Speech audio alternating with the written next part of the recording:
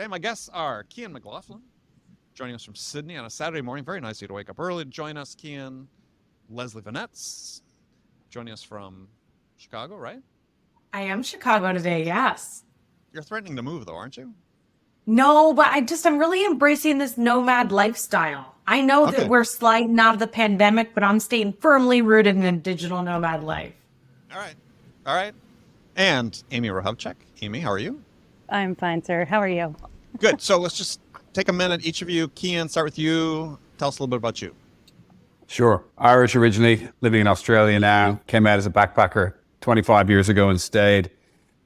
Needed to get a job, so joined a little tiny tech company as an inside sales guy, and then spent about 12 or 13 years in the tech space working for companies like SAP, ran channels, did a bunch of stuff. Burned out early. I think I hit my midlife crisis earlier than most and became a cubicle escapee about a decade ago, a little bit more, and set up a company doing a bunch of different things in the sales space. But the thing that was maybe a little bit interesting or unique about what we did was we actually started to do win-loss reviews for mostly big tech and telco firms, and we've done that for a decade. And in the past 18 months, I decided that I wasn't working hard enough to set up a SaaS business as well. So we took everything we'd learned over a decade and we kind of distilled it down and built it into a platform and started to roll it out. And now we're able to do win-loss reviews, not just on the really large strategic deals, but on the run rate deals for businesses. So that's where I'm focused. And yeah, it's been a lot of fun and it's very interesting. Now, didn't you meet your wife on that backpacking trip? I did. That's kind of the reason I stayed. Yeah. I skipped the sheet. I think she's the photo somewhere in the background. Yeah, every good story, there's a girl involved, and she was backpacking from South Africa. I was backpacking from Ireland, and Australia was kind of a happy medium. And so here we are 25 years later. And you chose a place that's convenient to both your families. Yeah, convenient in the sense that it's like 14 hours and 24 hours for them to fly. So so they hate us, but yeah, there you go. Oh, very nice. All right, Leslie, a little bit about you and what you do. I mean, I was, before we hit record, just trying to figure out how I could go visit you in Sydney. So if your family doesn't want to come, I'll figure it out, Cian. Don't you worry. I am a founder. I also escaped, certainly due to some burnout, although I'm not going to, well, never say never, but hopefully I will never make the crazy decision to then start rebuilding and scaling a SaaS company. But I am the founder of Sales Team Builder, and we focus on sales training, especially for teams that are outbounding and trying to figure out how to talk with folks instead of talking at their prospects. What a great idea. What a change, yes. What a novel concept. Oh my gosh. All right, Amy. Hi, all. I'm Amy Hrehovcik. I love answering this question by saying I'm just a revenue human for life. I sold enterprise tech for 15 years, built out 2 sales enablement departments, playing and dabbling in the marketing and content creation side of things right now. But I also work with Andy on our Win Rate Accelerator program. And so it's a delight to be here chatting with everybody. So thanks for inviting me, Andy. Yeah, no, pleasure. Thanks for coming. So, tough question, Robbie, just to start off. When you were carrying a bag, what was your win rate? Cian, start with you. Look, it would be, pick a number, different companies, different win rates, but I'd say kind of 40%-ish would be there or thereabouts probably. But don't hold me to that, Andy, because I've got no data to back it up. We've checked with your former employers. We've talked to SAP, and they say, and they call BS straight away. Yeah. Andy just holds up a scroll and opens it with all of your numbers from your career, and then I have to start explaining what happened in that quarter. What happened in that business? Yeah, there's a reason for that. Leslie, how about you? That is a really tough question. I'm like, immediately my brain is running with metrics. And I think like on the low end, it probably sat around 25%. Like I'm thinking of the first team that I owned, and it was 4 qualified discovery meetings to 1 deal, where the sort of ratios that we worked on super transactional sale. And then as I moved through my career and moved into more consultative roles, the win ratio increased. My most current role, it was really high. Like it was sitting like around 50%, but caveat, we did not open opportunities until the lead was qualified on the discovery call as a decision maker who had budget control and was interested in buying, like at least within the next year. So there was a little bit of qualification that happened before the opportunity opened, which increases win rates, obviously. That's when they should enter the pipeline. I mean, that's my opinion, They should but enter the like pipeline before that. But yes, anyway. I've argued that point until I'm blue in the face, and the amount of teams that opportunity is automated as being opened the minute that the meeting is scheduled, it drives me nuts. I don't understand it. I don't think it reflects reality, but what do I know? I'm just an expert. Yeah, just because an SDR thinks they're qualified for a meeting doesn't mean they're a qualified prospect. Yeah. Amy. Yeah, I finished my career at 73% enterprise at Thomson Reuters. I was selling into law firms too. I was fortunate and privileged, if I may, in that I was taught how to sell by my dad. He was a VP. And so I learned very early on very differently. But I still, when I coach reps, like Andy, I was just showing this morning, one of the guys that I'm coaching right now, I mean, asked for 3 meetings last week and had 4 people say yes. And so we're focused on that conversion and that win rate like at the very beginning. And so it really does kind of trickle down. But that's where I was. That's how I know it's possible. You said he asked 3 and he got 4 meetings. So somebody he wasn't talking to gave him a meeting? Net new, yes. Oh, perfect. Love those ratios. More than 100%. Well, so same line of questioning a little bit is, what's an acceptable win rate in your mind for an AE or individual contributor? How long is a piece of string, Andy? There's a bunch of factors there. Size of the deal, the length of the sales cycle, how many moving parts are involved, how many touch points. I think it really varies, but I'm seeing win rates drop quite significantly, and I'm seeing do nothing or elongating sales cycles become a significantly bigger factor than they were even a couple of years ago. So I think there's the win rate factor, but then there's also all of these other component parts. So if we're winning them, but they're taking us 6 months longer and the deal values are shrinking and a bunch of other things are happening, then sometimes we're winning bad business. So there's real struggles out there right now, at least certainly in the world that I'm interacting with. Yeah, no, you raised a great question. I think that, unfortunately, most companies don't really understand or look at those variables. No. Understand how they're really influencing things. Yeah. Leslie. Yeah, I think that's a really smart point. I mean, I think there's like the CAC, the cost of customer acquisition on one side. So maybe it's less about the exact win rate and knowing the overall formula of are the maths mathing? Does this make sense to be pursuing customers at with this set of steps at this price point? And I think another point for me, Andy, is are deals being lost to no decision? Like, are they just sort of going into the ether, or have my AEs gotten to a point where the person has come back to them and given a real objection, but an objection that's like, this is a yes for me, and here's when it's going to align to our internal projects? Or it's not a no forever, it's not a ghost, it's not a no decision, it's not a yes today, but there's something else happening. And I think there's the win, there's the we're gonna win it, it's just not today, and then there's the never gonna win it, no decision, stretched out for 9 extra months, and then there's a situation change where the deal got lost. So I think there's a bit of nuance in there. Sure. And yet in those cases, you're talking about that, they perhaps at some point, maybe they'll come back and so on. Unfortunately, a lot of those stay in the pipeline for a long time. I call them zombie deals. They never die. They just kind of walk into the future quarters, and it's weird and crazy. Yeah.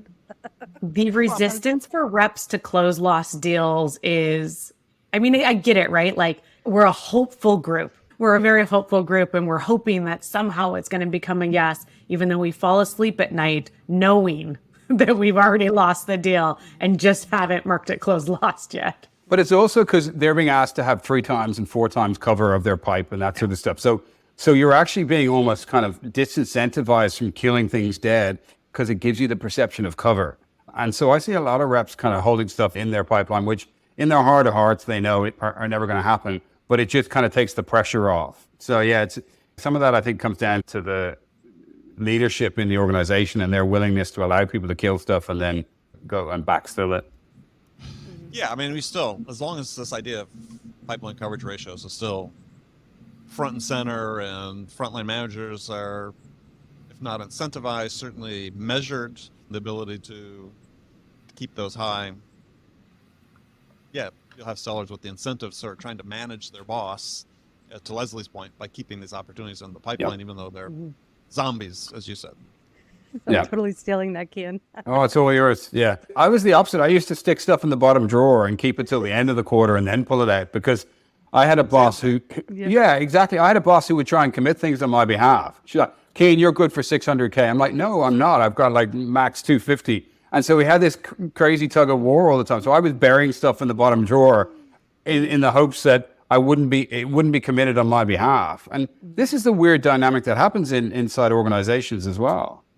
Yeah. Oh, that's so relatable. Did anybody else have an automated system where if a deal moved to X stage, like in my last gig, it was stage 4, an email was sent to ELT that something had reached, like, I remember what it was, like 80%. So I wouldn't, and I would tell my reps to not move things to stage 4 until it was like, they said yes, like legal had looked like, and then it goes from like 4, 6, 7, 8, like all the way through.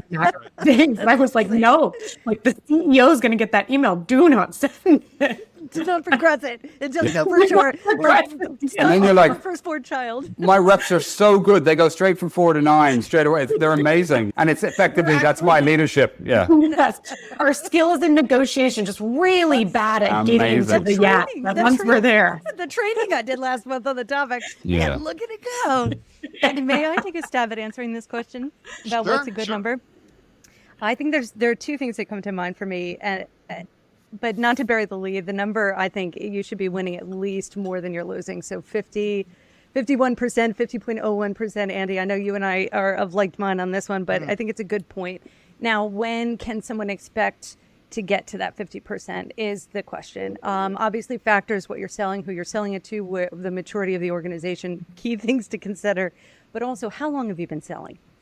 You as the rep, how long have you been in AE specifically? And so I also truly believe in giving a person, ourselves, but like first and foremost, the space to kind of grow on that journey as well. And so maybe if you're in the first year, I think 35% is a good aspirational number. And then from there, 50 and above. Fair enough. Okay. Nice. All right. So we're gonna focus on Cian in this episode because, so I don't know. Some early last year, Cian, you told me about this work you had done where you had summarized based on your decade-plus experience talking to these hundreds, if not thousands, of executives about win-loss analyses, the enterprise buyers, that you had summarized into 2 slides, which I think are just priceless slides. 9 reasons why you win big deals, 9 reasons why you lose big deals. And yeah, I wanted to go through those and talk about those because I thought it was just so, well, eye-opening. For the biggest reason being is that of those 18 combined reasons is really none of them about the product or the pricing. No. It's about you, their buyer's experience with you as a seller, fundamentally. Yep. And such an important lesson for sellers to learn that, yeah, the primary factors driving the decision, not the sole factors, but the primary factors driving decision environments, especially when products and the pricing associated with them are all perceived to be relatively the same. It's you, the seller, you're the difference maker between winning and losing, which is both good news and bad news, right? I mean, the good news is you control largely some of the factors in your own performance and things you do in front of the buyers to help them make the decision. But the bad news is when they say no, it's because of you as well. Mm-hmm. So I just wanted to go through some of these data points. Sure. Because again, I think people understand this, and this is sales. We crave data, and this is data set based on interviews. How many interviews? Oh, look, we're certainly into the thousands, Andy. And that kind of sits across some procurement, some C-suite, some business users. So we get a bit of a mix of the different stakeholders. Yeah. Yeah. So I'm just going to run through the 9 reasons why you lose real quickly, and then I'll go back and we're going to dig into them individually. Okay. So 9 reasons why you lose big deals in no particular order. Generic marketing content. 2, the seller is seen as unprofessional or unethical. 3, you failed to make an emotional connection with buyers. 4, seen as too risky, too cheap, or too niche. That's the only mention of pricing is you're too cheap. 5, no internal coach or poor C-suite engagement, so you weren't mobilizing the resources you need within the customer. Yep. Weak or no win themes. 7, focus too much on your product, not on the problem, which there's other data that's been out there about that 72% of buyers report that sellers show up prepared to talk about their product, not their problem. Yep. 8, not seen as an industry leader. And 9, poor use of resources. So I just wanted to dig into some of those. Then we'll talk about the 9 reasons why you win. But the first one I want to chat about was failure to make an emotional connection. So, go ahead. I mean, well, you kind of alluded to this. So there's been a bunch of surprises for me over a decade of doing this, right? And product and price is incredibly important at getting you from the long list to the short list. But what gets you from the short list to being selected as vendor of choice is much more the stuff that you just referenced there a moment ago. And I kind of summarize that as product and price, shortlist, people and purpose is what gets you over the line. Right. The thing that surprised me most in over a decade of doing win-loss reviews is how often the customer references by name the salesperson, the pre-sales person, the solution architect, or combination thereof. We become the personification of the brand on our business card once we start to engage with the customer. So if they have a really good interaction with us, it ripples in a bunch of different directions. But what it's actually saying to them is this is what you're going to be like to work with. They've been responsive. They've asked intelligent questions. They've added a little bit of value. They've been patient. They've taken the time to understand our challenges. A bunch of stuff like that speaks to what's it going to be like when we sign on the dotted line? Because there's a ton of fear. Like there's this kind of sense of buyer's remorse the closer we get to the line that, hang on a second, are we doing the right thing here? Does it make sense to move away from our incumbent? Or there's a lot of risk. The one thing that we didn't talk about in that list of 9 that I would probably start to put in there now is that risk has actually jumped up the decision tree, and it's closer to the top than it's ever been. And risk isn't just organizational risk. Yes, there's a bunch of financial risk and security risk, but there's reputational risk and individual risk baked in there as well. And our capacity to understand that and then demonstrate that we're a safe pair of hands, that we understand the risk factors for the individuals that are making a buying decision, that we can help them mitigate those or share those or even at least understand those. Just a bunch of stuff happening. So, and you've written about it in your books, Andy, like we buy with our hearts and we justify with our heads. But as an industry, we have this terrible tendency just to sell to people's heads, feature, function. This is how we can save you money here. This is what we can, and all of that is good. It's all goodness, but it's just one dimension. And so I think we're struggling sometimes to recognize that if humans buy from humans, B2B is a fallacy. It's humans on both sides of the equation. There's just a bunch of stuff that we can do to make that interaction more engaging, more interesting, more enjoyable. And then the sale almost takes care of itself in some respects. Right. Yeah. So the answer is Chat GPT, right? Anyway, I was kidding. So the answer is just chat. Forget the GPT. Just have a chat. Right. Well, no, I was just kidding because, if you spend any time on LinkedIn, AI's the answer to everything. So anyway, Leslie, what's your take on that? I am actually a digital human. This is just an AI version of me here today. So whatever you want me to say, just type it in. No, I love that. There was actually some data from Forrester that came out a couple of months ago, Cian, that really backs up what you're saying, that buyers have actually pivoted away from that FOMO, that fear of missing out, being a primary motivator, and it's been replaced with fear of messing up. Mm-hmm. Yeah, Matt Dixon and Ted McKenna wrote that in Jolt Effect. Yeah. Yep. Yeah. Jolt. Yeah. So I think that's always been there. I think maybe it's being said out loud more. It's being documented. And I think what salespeople miss is that when they get the fear piece, they think about what are the cybersecurity risks, the reputational, they think about the risks for the business. Mm-hmm. And not often enough do they think about the fact that this person that has to bet on you, the company, they're taking a risk betting on you, making that financial decision. Maybe they have to go to a boss and they have to spend some of their internal capital to get the budget, to get the yes, whatever it is. So there's a real personal risk and a real personal fear of how they're extending their internal capital, making a choice to work with you, that I think reps just skate right past most of the time. Yeah. It's really interesting. I'll often tell salespeople, don't just focus on your customer, focus on your customer's customer. So who are they trying to deliver an outcome for internally in their business, or external stakeholders or partners who are, if you understand that, and if you can virtually get around their side of the table and say, okay, how are we jointly going to deliver this outcome for your end customer? It changes the whole paradigm, because now it's not about you buy my thing and then you're on your own and you have to go and do it. Forget about the sales piece. What are you what's the outcome? And who needs this, and what sort of pressure are you under, and how can I become your safety net? That's a very different conversation. Yeah. Yeah. And that's one of the, you have on one of your 9 reasons why you win, is being able to do just that, right? Is be able to address what's the value for your customer's customer, not just for the customer. Yep, that's right. Amy. I think there are a couple of things that come to mind. And I want to start by just acknowledging that I don't think there's anything about our society that is the same as it was 3 years ago. Hard stop. And including buying software.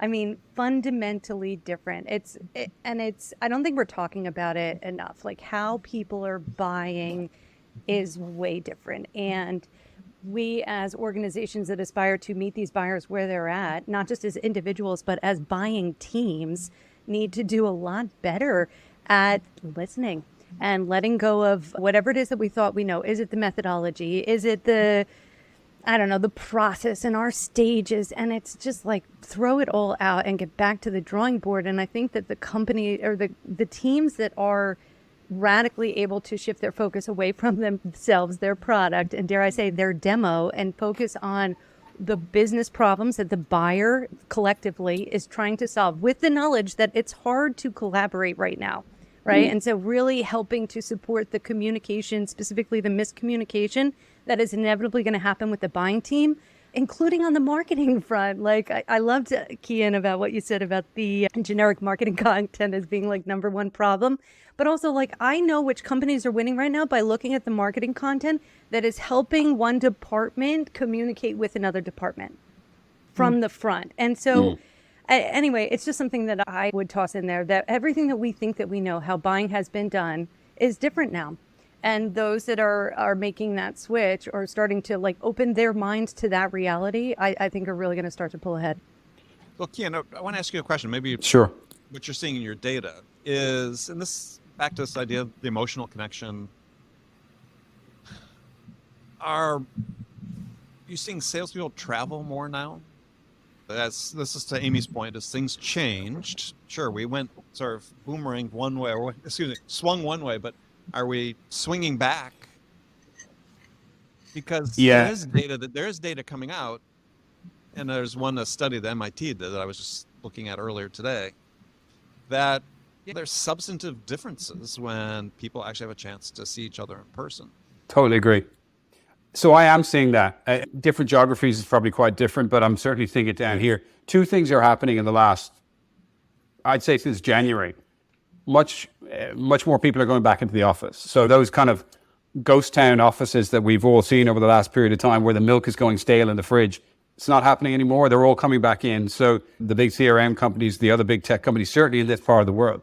But by association, now they're back in the office, and most of their customers are back in the office. They are starting to, it's not back to the level it was. People aren't jumping on a plane and doing it as frequently as they were, but those face-to-face meetings are starting to happen. And you know what's really interesting? Certainly for some of the younger reps, or the ones that have only been in their role in a particular organization for 2 or 3 years, this is the first time for some of them they've had face-to-face meetings with their customers, and they're like, oh my God, like it's just expediting things so much faster than 4 Zoom calls over an extended period, where we can eyeball people, we can read the body language in the room, we can have the banter beforehand and immediately afterwards, and they walk you out to the lift, and you have that little extra conversation where you find out, why was Sarah giving me the stink eye? And all of a sudden, it's the stuff that many of us were kind of so used to, we just took it for granted.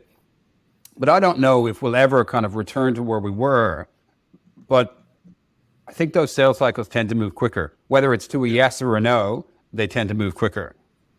Well, yeah, we shouldn't go back, because, my experience has been with a lot of companies as clients and companies I work for, is travel is used as lazy travel, right? They traveled when they didn't need to, traveled when they probably shouldn't have. spending a lot of money and it wasn't Yep. advancing the cause. Yep. But on the other hand, there's also people who think, oh gosh, we can do this all remotely, thus we should. And I'm a huge believer that just because you can do something doesn't mean you should. So yeah, I'm just interested in this balance that people strike, because it should have been the balance that should be in place all along is, yeah, are you traveling for a reason that's going to make a difference in your ability to win the deal?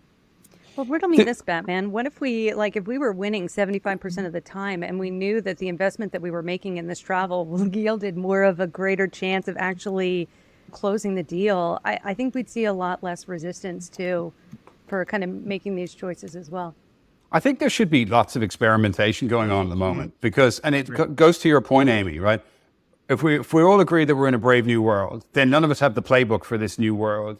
So all we can do is kind of take what used to work, take what's worked over the last couple of years, mash them together, and then start to kind of trial things. But I'm certainly seeing reps saying, I'm having face-to-face meetings with customers now, not all of my meetings, but some, and those sales cycles seem to be moving quite a bit quicker. So let's just start to sort of play with an experiment. But there's one other thing in that list of why we lose that I wanted to pick up on. Oh, yeah. Unprofessional or unethical, right? Yeah. Now that's a terrible thing to say because, we're all in the industry. We love it. And I don't think people set out to be unethical for the most part. That happens very rarely. We have had a few examples. But the unprofessional piece, no one sets out to be unprofessional either. But in this sort of hyper busy, KPI driven, X number of meetings, all that sort of nonsense. What's happening is stuff is just slipping through the cracks all over the place. And so this desire to kind of get to speed or to get to KPIs is causing all of these things to happen. So you send over a proposal document, but you've done a search and replace, but you forgot that something wasn't capitalized. So you've now got the name of another company in there and it's like big red. We're seeing these things happening all the time, particularly with younger sellers on kind of lower value, higher volume transactions, because they're just in this kind of fight or flight mode all the time. And here's the thing, you're not winning or losing by 50%. It's little tiny increments of 1% that you're picking up from the very get-go, from the very first conversation with the SDR, right the way through the AE, the commercials. And there's all this invisible friction in the sales cycle. And it's our job to kind of understand where that is. So we're seeing a bunch of that. And that to me is very concerning because you can do a great job 95% of the way there, and then you can lose all the trust by just doing something dumb at one point. And we've got to be super careful. I've done that. I've accidentally sent the wrong pricing to somebody and it cost me a deal. Right? We've all done that. Been there. I've copied the customer on an email I'm sending internally about why the hell they aren't signing and really just like cringe. We had one, I'll just share this quick. We had one recently where the customer said, look, this isn't the reason that we didn't pick this vendor, but if we had been leaning towards them, this would have been the reason. And we're like, what are you talking about? And they said, so here, they shared their screen. They're like, here's the tender response they sent us. You'll note here that somebody's turned on track changes and written in the margin, we've just made up these case studies. And then one of their colleagues has responded, that's okay, just put it in anyway. And then they PDF that and sent that as their final version to the customer. Wow. Yeah. It's just... that blows it up in a big hurry. But it happens. This stuff happens all the time. Right. And to your point, in general, is, I like to pose the question to, like, when I speak to groups and so on, is, so tell me, what was your margin of victory on your last deal? How much did you win by? And people go, are you talking about price? I said, no. How much did you win by? Or you win by 1%, 2%? I think you can't quantify it, so you have to presume that everything makes a difference. Yeah, it does. And these seemingly tiny things, to buyers, there are no small things, and they never forget. I'll just say a very funny story. There was an Australian speed skater who won gold in the Olympics, a guy by the name of Stephen Bradbury, and his surname has become a verb now in Australia, doing a Bradbury. What happened was basically everyone else fell over in the final race. Like literally, they just knocked each other over, and he was at the very back and had no chance, and he just skated round and crossed the line, and he won gold in the Olympics. So that's called doing a Bradbury. But what we're seeing is this is happening literally where deals I've worked on, where you've drunk the champagne, where how good are we? And then you talk to the customer and you do the debrief, and they're like, you were terrible here, and then this happened. You were appalling here, and then Oracle did something else and we kicked them out. Then this happened. And you're like, oh my God, like we were atrocious, but we still got the deal. So unless you do some level of analysis, we just make stuff up. We make a ton of assumptions. I won, so I must have done a decent job. I lost, I must have been terrible. And actually, it's all the nuance in between there. That's the value that we need to be extracting. And yeah, I love that. To that point is, and then Leslie and Amy jump in, is friends that closed, had some data they did, win-loss analyses. Yeah, Cian, you're familiar with them. And yes. And they found that the reasons sellers give in the CRM system for why they won a deal or lost a deal only matches the buyer's reasons 15% of the time. Yeah, wow. Oh, Leslie, I'm actually surprised it's 15. Leslie, go ahead, Leslie. Give your jaw just drop for those who aren't just listening and not watching this. What's your reaction? I mean, that will just capture that and make that the cover of this pod, is just my face with my jaw, just with the look of like, oh my gosh, that's an atrocious statistic. But I mean, I think like Cian, it speaks to what you were saying, that like people aren't necessarily winning deals. They're just not losing them. Yeah. And I see that so often in doing retros on deals, or they're like, oh, we won it because we had the best price, or it's just like, it's something that is a real like superficial reason. And it's like, no, we won the deal because their CEO's number one metric for the year is X, and they have to reach this goal by Y date, or they're going to lose their bonus or potentially get fired, or somebody's going to get their promotion. So we needed to backtrack that to onboard them. Like, that's the reason you won the deal. And they're like, no, I'm just pretty sure we like had a better price than the competitor. And it's like, that too, I guess. And you said that just like a bro too. That was really good. Leslie, do you have an experience working with bros? We may Amy, me? Okay, I have to, I was dying on this one, friends. This is one of my favorite things to teach reps how to do, is to go back and do these retros, after action reviews, whatever you want to call them, but actually go back to the buyer and ask them.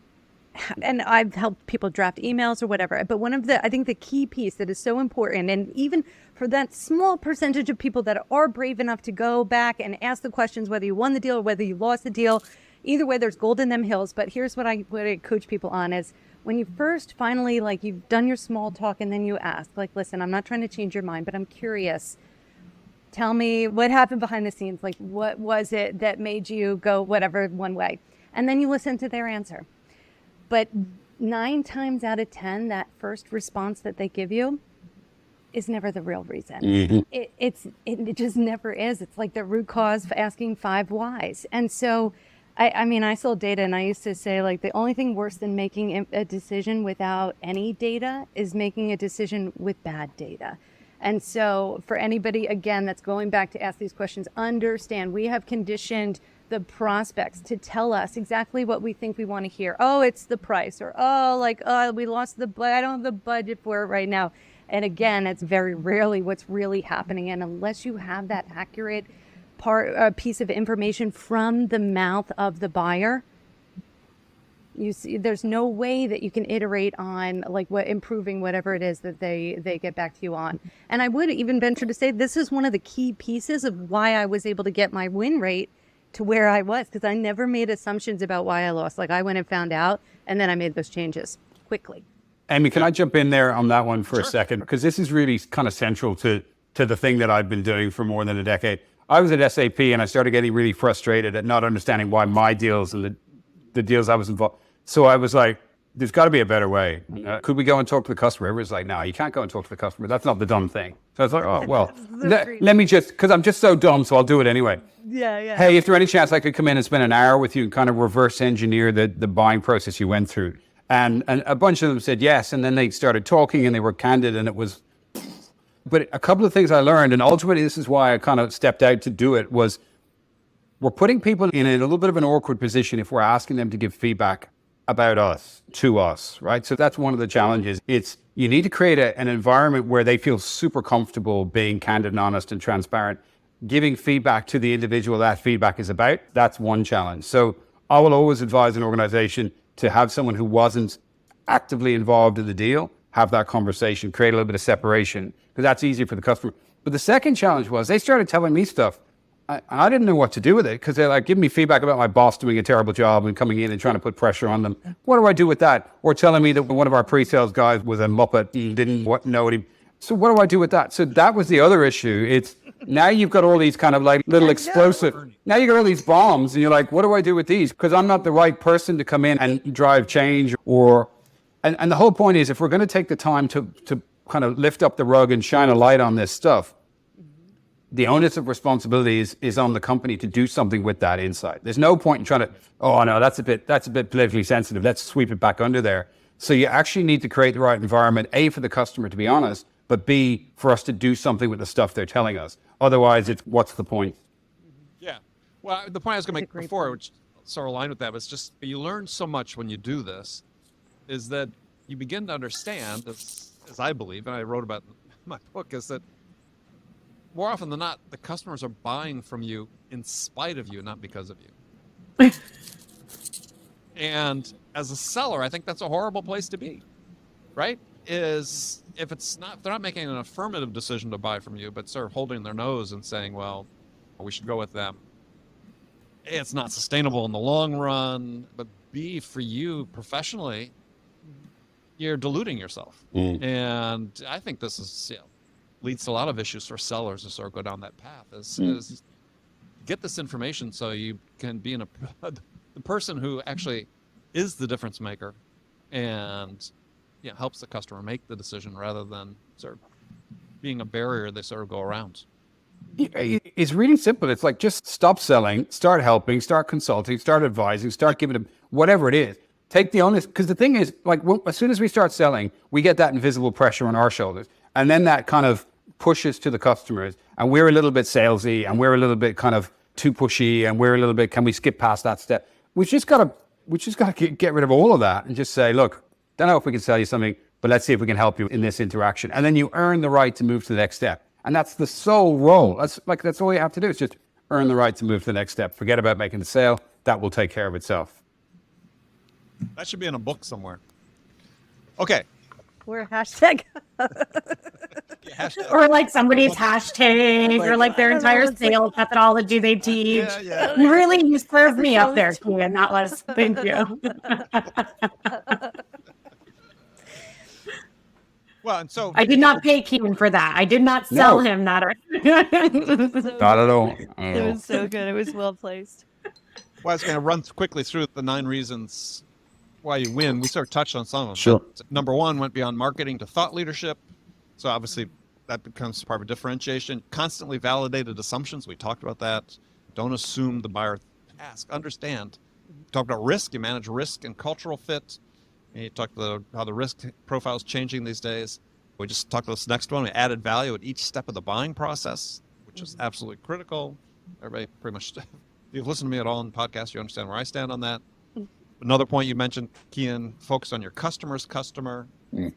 Strong peer feedback, strong win themes, answer the so what question, and seen as easy to do business with.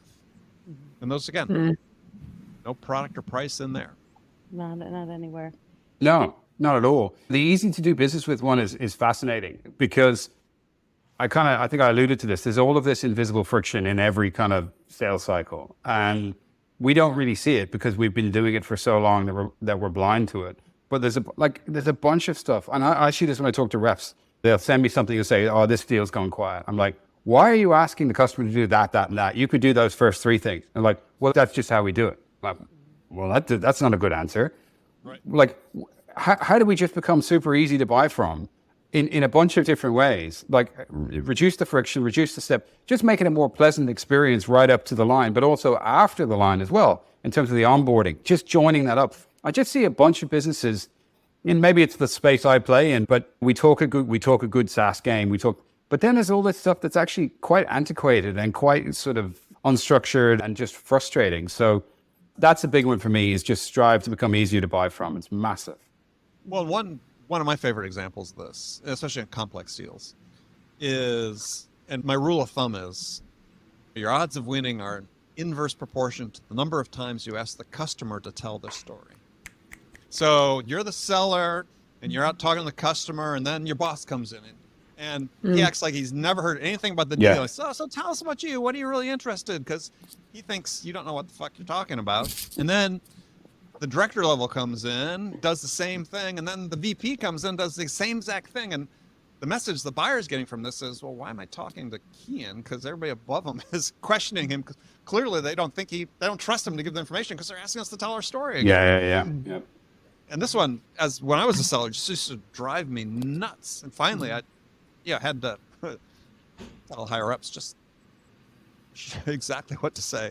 Shut up. Hell out of my deal. Certain things you can say. These aren't them. Well, you know what? If the higher ups come in and say, "This is what I understand about your story based on what Andy shared with me," that speaks volumes. That speaks volumes, because it's like we care, B, we're joined up. But I mean, that stuff is so much of this stuff is obvious when you say it out loud. But when you get inside a big organization, which is metric driven and it's all kind of trickle down economics, it just gets lost. And we think if we move, like Leslie was saying, if we move an opportunity from stage 4 to stage 9, it's going to close, and that's fine. But that's not how things operate in the real world. Yeah, we get a VP that feels like, well, I got to deliver on the forecast. So unless I hear it from the customer's mouth myself, it's not real. One word that we didn't say at all when it comes to serving buyers at today's friends is learning, right? And I know value, as Andy just defines in So Without Selling Out, equals progress, which is brilliant, right? Value equals progress. But what is progress? Progress is the buyers having learned something in every interaction with you. And for reps that are focused, and managers of teams of reps that are focused on ensuring that the buyer learns something. I mean, everything else is, I think we're overcomplicating it. I totally agree. I have a top tip that is frictionless and a great way to add value. And it is something that I see 99% of people get wrong. So when people are trying to do it right and they're trying to make those deposits and lend that value throughout that like prospecting and buying process, they often will share a 20-page white paper, a 7-page case study, right? So they're making the deposits, they're sharing the things that they feel confident are relevant and valuable, but it is putting something else on the plate of the buyer. It is overwhelming. And the easiest little thing to just say, hey, here's white paper XYZ, scroll to the bottom of page 12, based on ABC priority you shared on our last call, I think it's really going to be a powerful insight for you. Like even just making it easy for them to get the value that you're trying to share with them, removes some of that friction. Oh, I love it. It's a great totally. But you know what that speaks to also? It speaks to the kind of the personalization and relevance and caring, because enough to be able to pull out that section on page 12 and say, this is the thing that's going to be of most value to you here. One of the big frustrations for customers is I'm getting bland, vanilla content from you. I'm getting your RFPs, your commercial documents, all that sort of stuff. We talked, Andy, one of the things you mentioned from my list there was like strong win themes, right? Yeah. People are often saying, well, what is a win theme? It's one of those kind of throwaway expressions. For me, a win theme is something you've found out in your discovery conversations that's important to the customer times something that we do well, right? And you're only going to probably have 2 or 3 of those. But if you can flow that through the demos, through the commercial documents, through the tender responses, through whatever it is, and continue to validate that, it just speaks to personalization and relevance and understanding of their business. And if others aren't doing it, you're immediately differentiating yourself. Because we talk to all these customers, they say, we read the RFP from top to tail. And for a bunch of them, it's just literally cookie cutter, search and replace, comply, whatever. So then you get a document that's actually kind of intelligently written in a narrative style. We heard this just the other day from someone. They said, like, we got short list of 2. And one of them was intelligent answers that were personalized and narrative and tailored and good. The other was just kind of literally just, yes, we can do that. Copy paste, yeah. So immediately what you're doing is you're stepping out ahead of the pack. There's all of these opportunities to step out ahead of the pack if we care a little bit more. If we, to Amy's point, if we try not to automate everything, but we actually kind of bring in a little bit of human nuance into it. Not everything. We don't have to automate. We don't have to build everything from scratch each time. This is, I think, the really interesting balance that we're trying to strike between AI, automation, all that good stuff, and we're still human. Can you make it interesting? And I don't know how we find that balance, but it's tricky. Yeah, but I think in there, I think what I take away from that is do you understand us? Right? Yeah. And because if you understand us and then we start fashioning together, we start creating this sort of, what I call a vision of success, right? What success is going to look like. We're heading down this path together. That becomes that narrative, right? That gets woven into everything. And it's this common sense of what success is going to be. And Forrester did something on this, 12 years or so ago, a study about if you're the first seller to get the customer to buy into your vision of success, create this together, your odds of winning are like at 65%. That's exactly what the stat is. It's like one of my favorites. It's a big number. So what do you have to do to get to that point, though, right? Things we've talked about is you got to build that connection. You got to bring value at every step of the buying process. You got to make sure you're listening and really understanding the customer's unique perspective on their challenges and what they want to achieve. And if you do that, you're going to be more aligned. And if it is something that ends up in you submitting this proposal in response to a down select RFP, then your odds of winning stand pretty high. Can I just throw a bit of a curveball in here as well? Something that made a huge difference for me a couple of years ago was I felt I was doing good discovery in the conversations I was having, but my documentation didn't look particularly slick. It was kind of stock standard. And I started working with a designer, and he was amazing. He was like, okay, I'll take that and I'll visualize that and I'll put that into a framework. And so all of a sudden it was like, you've done good work to tease this stuff out, but now you make it look amazing as well. And one of the things I'm seeing some organizations are getting much, much better at is just some creativity and innovation around the bid management piece. They're recognizing that if it's some bland PDF with page after page, it's a real struggle, right? So there's amazing things that we can do with design. There's amazing things we can do in a bunch of different areas. Why don't we just level it up? So you level it up and all of a sudden your content's better, but the look and feel, that kind of, we do judge a book by its cover. Well, it's like, these guys must be amazing to work with because look at what they've done up until this point before we've even engaged them. It's really interesting. It's subtle, but it's interesting. But it's such a critical point, though, just to bring up is this, again, I think you brought up originally, Cian, is through your selling, the customer is able to sample what it's like to work with your organization. Exactly. And that's really what you're telegraphing. So if you're not paying attention to detail versus you are paying attention, if you feel like you're going the extra mile to really demonstrate you understand what's important to them, makes a big difference. Because at the end of the day, and this is not new, but it's become more and more the case, is the buyer's mind, the products and pricing, all the same. Mm. Yeah. Very cool.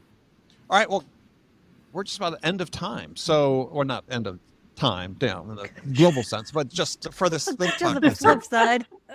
Yeah. All going to go to our caves now on the top of the mountains. Yeah. The whole place is on fire. Everyone just save yourselves. We're all just the meme of the dog sitting in the house that's on fire saying everything is fine here. So I really appreciate everybody joining us and look forward to having you all back again. So, Leslie, if people want to connect with you and learn more about what you're doing, what's the best way to do that? Yeah, this was a treat. It's always a treat. Thank you for having me. Find me on LinkedIn, just my name, Leslie Venetz, and then my handle on pretty much everything else is B2B Sales Coach, except for TikTok, where I'm at Sales Tips Talk. And Leslie is the person, sales TikTok, right? You were the pioneer practically, I think. I was one of the, I think I was like the third or fourth person to post B2B content and the first woman by like months. And now I just mostly post rants, so beware. But I have moved my daily B2B sales tips and techniques to YouTube so that I can hold my TikTok for rants and videos where I read people's LinkedIn posts in a dramatic fashion because they are so cringeworthy and deserve to be mocked. Yeah. So your rants are like the equivalent of, get off my lawn. Yeah, I got to wave. I waved my fist while I'm recording them. Yes, Andy, yeah. Keep your cringe on that platform. We save TikTok for all the cool stuff. All right, Amy, if people want to get hold of you and listen to your podcast, tell us about your podcast as well. Yes, of course. My show is a great place to check out all things Revenue Reel. The show's called Revenue Reel Hotline, and you can find it wherever you listen to podcasts. And also, I'll second what Leslie said. I'm over on LinkedIn, and I love engaging with people. And so good luck spelling my last name. But other than that, if you can find me, we can pick it up from there. All right. Cian. People have trouble with my first name rather than my last name. Yeah, yeah. So, Thoughts yeah, first, look, sir. Think about Cian Mcloughlin. That would be a mouthful. Yeah. there you go. Nightmare. Definitely head to LinkedIn. I'm not as versatile as Leslie, so I haven't kind of expanded out to Instagram and TikTok yet. But I'm going to head over there and check out some of those rants because they sound pretty good. So LinkedIn, certainly. Also head to usetrinity.com, which is our win-loss SaaS platform if you want to check it out. There's a bunch of content there. For me, I'm always happy to share the interesting stuff that we're finding out because I feel like we're in an unfair position. We get to look behind the curtain and see what's actually happening. So that's a unique position to be in. So yeah, very happy to share that content with anyone who's interested. Just reach out and connect. Perfect. All right, everyone. Thank you so much. Look forward to doing it again shortly.